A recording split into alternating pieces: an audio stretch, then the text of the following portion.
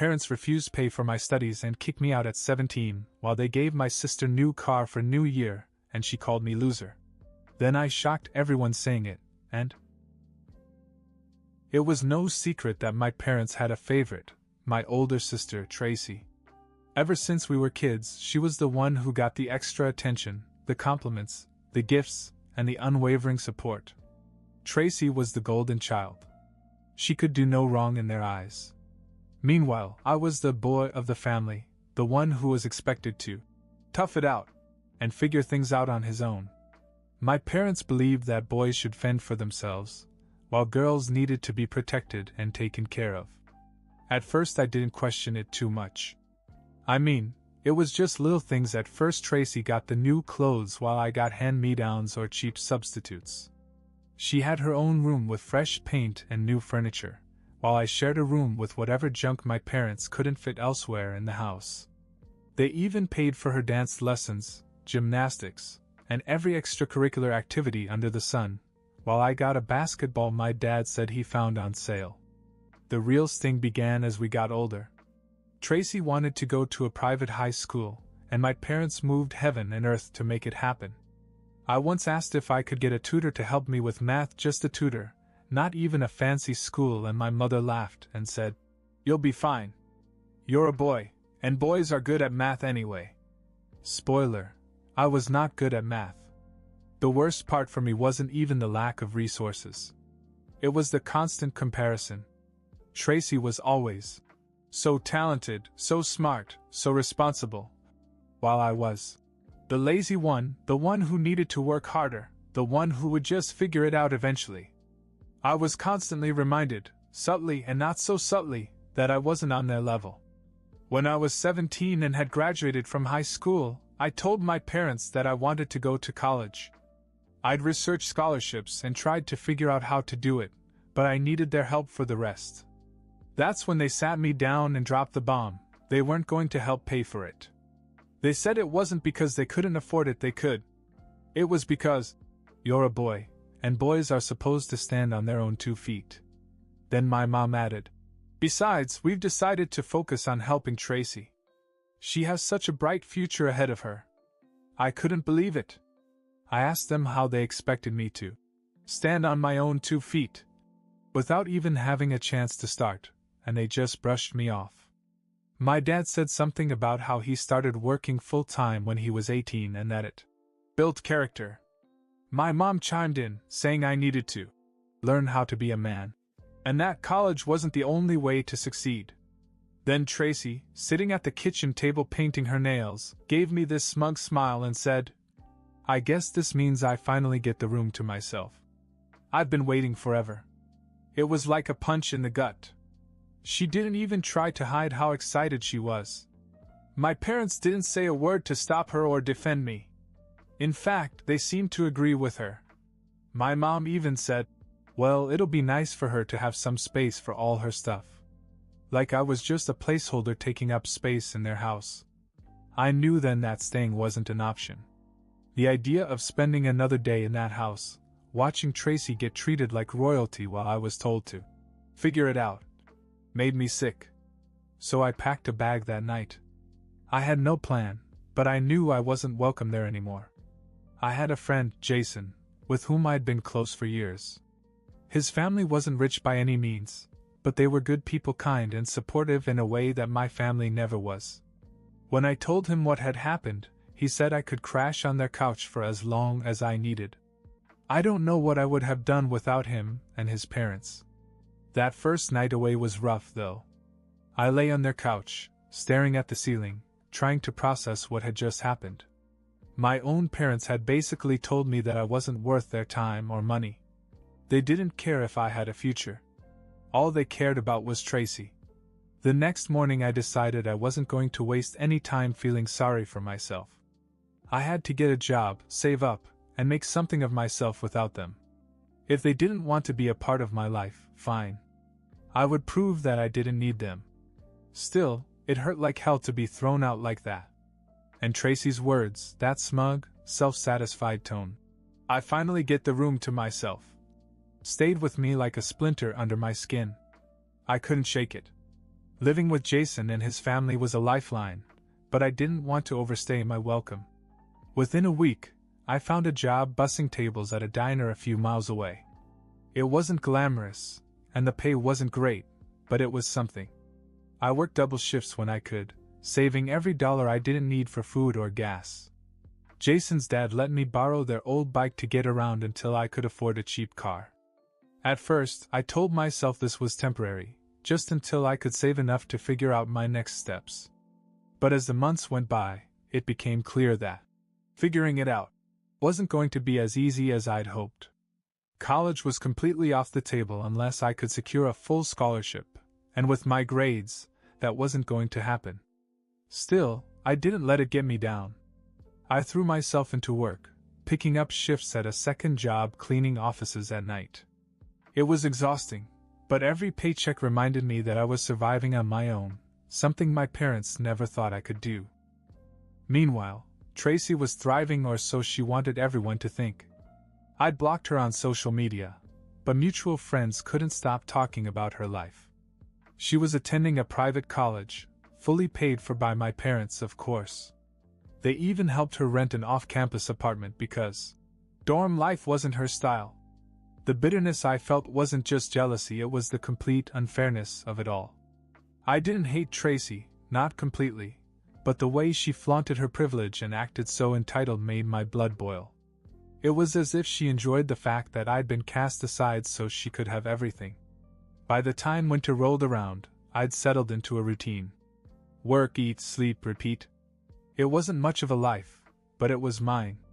Jason's family invited me to spend Christmas with them, and it was the first time in years that I felt truly included. I didn't even think about my own family until New Year's Eve. That morning I got a text message from my mom. It was the first I'd heard from her since I'd left. "Come home for New Year's. Tracy has a surprise. It'll be good to see you." I stared at the message for a long time. Part of me wanted to ignore it, but another part, perhaps out of morbid curiosity, wanted to see what this surprise was.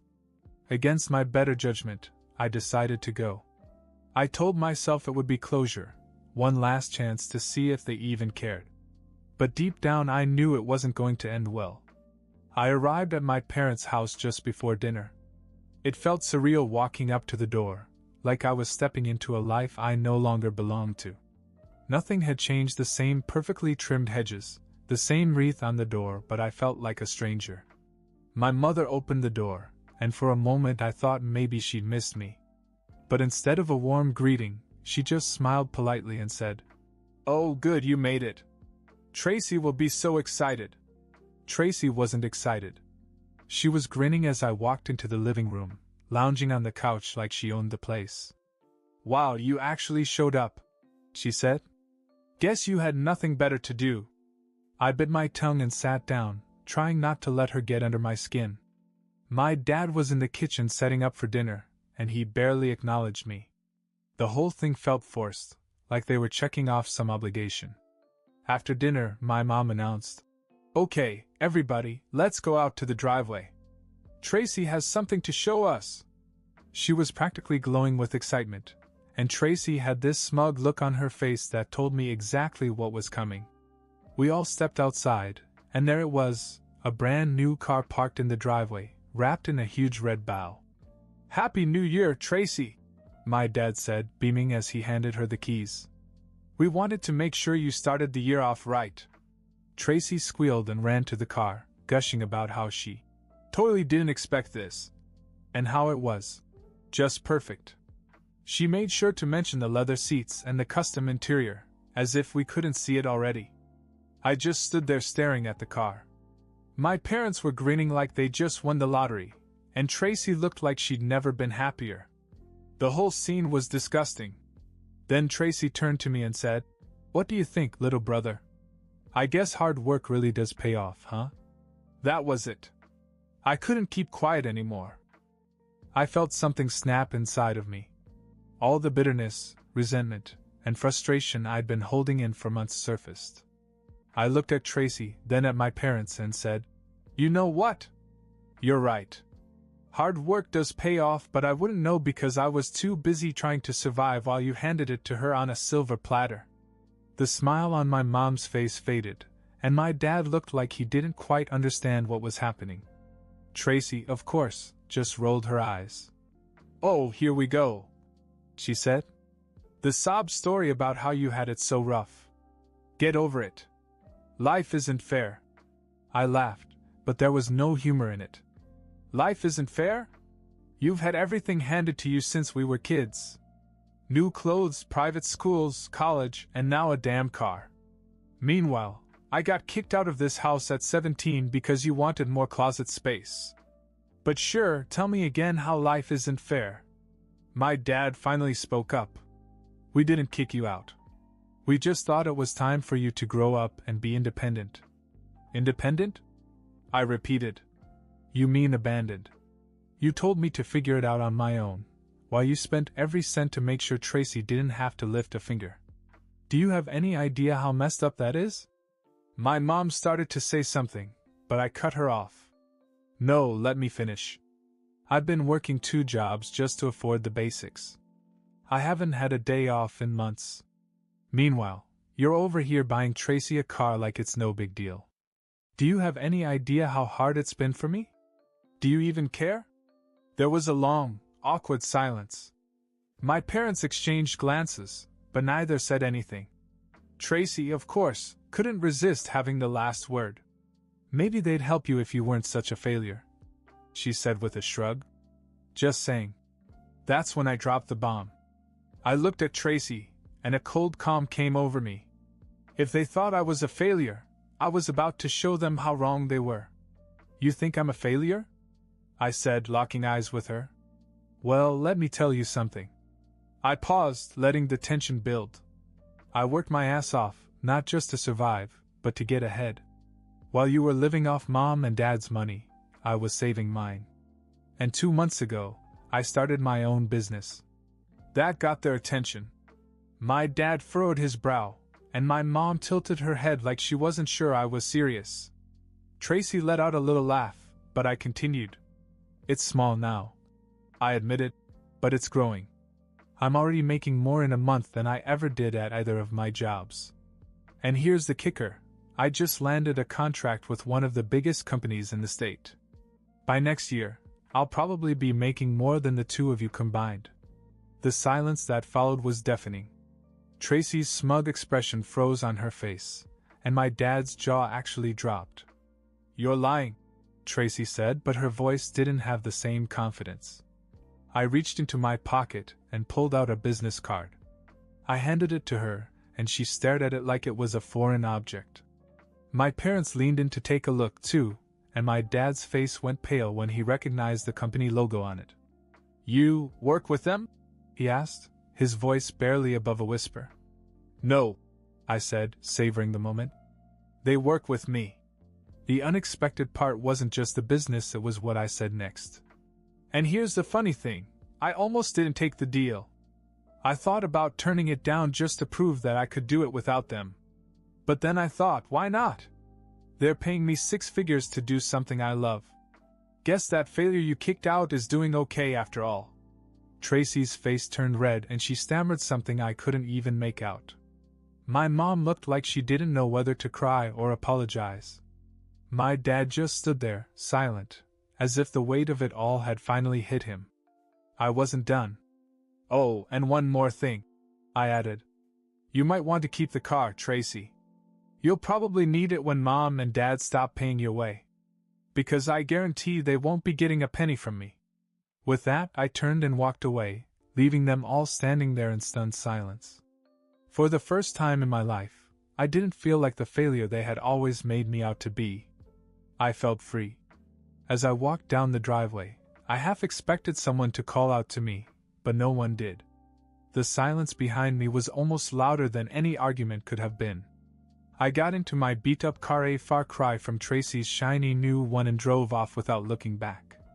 I thought I'd feel angry or bitter, but when I hit the main road, all I felt was relief. For years I'd carried this weight, this need to prove myself to them, and now it was gone. I didn't need their approval or validation anymore. The success I was building was mine, and they couldn't take it away from me. I went back to Jason's house that night. His parents were watching a cheesy New Year's special, and Jason was playing video games in the living room. I told them what had happened, and Jason's dad just shook his head. "Some people don't appreciate what they have until it's gone," he said. "Sounds like you just got a wake-up call."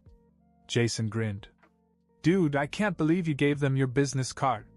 That's just wild." I laughed, and for the first time in a long time it wasn't forced. Over the next few weeks, things started to fall into place. The contract I mentioned to my parents wasn't just a coincidence, it was the beginning of something big. Word spread, and soon I was fielding calls from other companies interested in working with me. My parents didn't respond right away, which didn't surprise me. But about a month later, I got a text from my mom. "We're proud of you. Let us know if there is anything we can do to help." I stared at the message for a while before replying. "Thanks, but I've got it covered." It wasn't spiteful, just the truth. I didn't need their help anymore, and frankly, I wasn't sure I wanted it. Tracy, predictably, didn't say a word.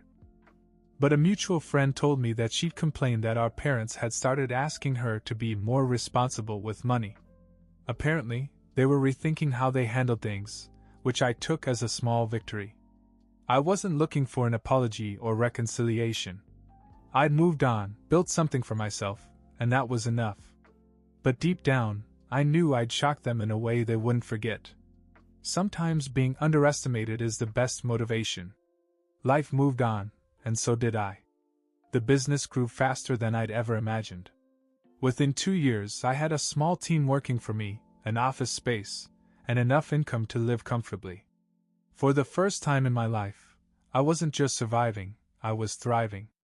I'd been thinking a lot about my family during this time.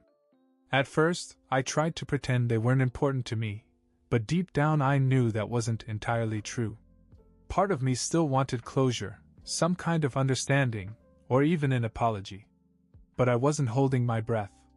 Surprisingly, my father was the first to make a real effort. About a year after that New Year's confrontation, he called me out of the blue.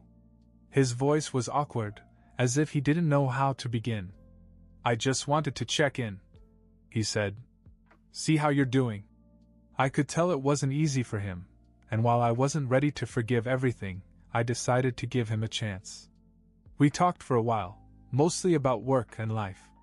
He didn't bring up the past, but before he hung up, he said something that stayed with me. "You did good, son. Better than I ever imagined." It wasn't a full apology, but it was something. Over time, he and I rebuilt a relationship of sorts. It wasn't perfect, but it was better than nothing. My mom was slower to come around. She sent the occasional text, usually asking when I was coming to visit, but it felt more like guilt than genuine interest. As for Tracy, she remained distant. From what I heard through mutual friends, her perfect world was beginning to unravel. After college, she struggled to hold down a job, and when my parents finally cut back their financial support, she wasn't prepared. Part of me wanted to feel sorry for her, but another part couldn't forget how she treated me. The big surprise came 2 years later. My parents were selling the house, the same house they'd kicked me out of when I was 17. They invited me to come and say goodbye, as if it had some sentimental value to me. At first I wasn't interested, but Jason convinced me to go. When I got there, the place felt smaller than I remembered. The memories weren't as sharp, and the resentment I'd carried for so long had faded. My parents gave me a tour, pointing out little updates they'd made over the years. It was awkward, but strangely peaceful. As we sat in the empty living room, my father surprised me by handing me an envelope. "What's this?" I asked. He hesitated. "It's something we should have done a long time ago. We've been putting money aside, and we want you to have it. Call it an apology if you like." Inside was a check. A big one. Enough to pay for college several times over. I stared at it, not sure how to feel. "You don't have to take it," my mom said quickly. "We just want you to know that we're proud of you. And we're sorry for not being there for you when you needed us." It was the first real apology I'd ever heard from them. For a moment, I considered returning the check. But then I realized it wasn't about the money, it was about them finally acknowledging what they'd done. "I don't need this," I said, putting the check back in the envelope. "But thank you." I handed it back to them and stood up. My dad looked like he was going to argue, but he didn't. Instead, he nodded as if he understood. As I left the house for the last time, I felt lighter than I had in years. I wasn't angry anymore. I wasn't waiting for them to fix what they'd broken. I'd done it myself. In the years that followed, my relationship with my family continued to evolve. We weren't close, but we were civil. My dad called more often, and my mom tried harder to be involved. Tracy remained distant, but I didn't mind. Some bridges aren't worth rebuilding. The biggest surprise came when I bought my first house. It was a modest place, nothing fancy, but it was mine. Jason helped me move in, and as we were unpacking, I found a small envelope in one of the boxes. Inside was the same check my parents had given me, along with a note. "We know you didn't need this, but maybe your kids will. Love, Mom and Dad." I laughed and shook my head. For all their faults, they were trying, and that was enough for me. Looking back, I realized that the struggle made me who I was. My parents didn't make it easy, but maybe that was the point. I didn't need their approval or their money. I'd built a life I was proud of on my own terms. And that was worth more than anything they could have given me.